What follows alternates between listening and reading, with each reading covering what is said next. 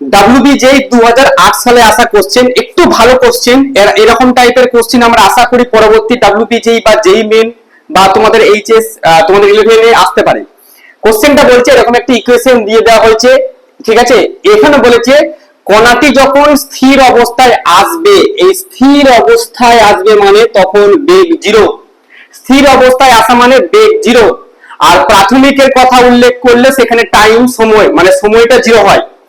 আসবে তখন এই বিন্দু থেকে তার দূরত্ব, তাহলে আমাকে বেগ প্রথমে বের করতে হবে, যেহেতু স্থির অবস্থায় বলেছে, তাহলে স্থির অবস্থায় বেগ 0 বসিয়ে আমি এখানে কি বের করব, টাইমটা বের করব।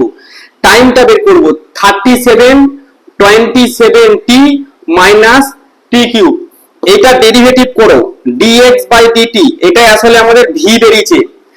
সো এটা হচ্ছে ধ্রুবক, ধ্রুবকের ডেরিভেটিভ 0 হয়, আর এটা ডেরিভেটিভ হবে 27 মাইনাস, এখানে 3 আগে নামবে আর পাওয়ার 1 কমে যাবে, 3t²। এটা হলো, এবার বেগের মান 0 বসিয়েছে, তাহলে 0 সমান 27 মাইনাস 3t²। 0 কেন বসালাম, দেখো স্থির অবস্থার কথা উল্লেখ আছে, স্থির অবস্থার কথা উল্লেখ থাকায় আমি এখানে 0 কোট করেছি।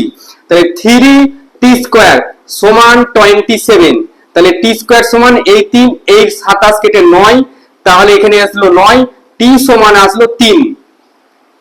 এখানে প্লাস মাইনাস 3 আসে, কিন্তু সময় যেহেতু নেগেটিভ হয় না, তাই আমি এখানে মাইনাসটা হাটিয়ে দিলাম, শুধু পজিটিভ নিয়েছি।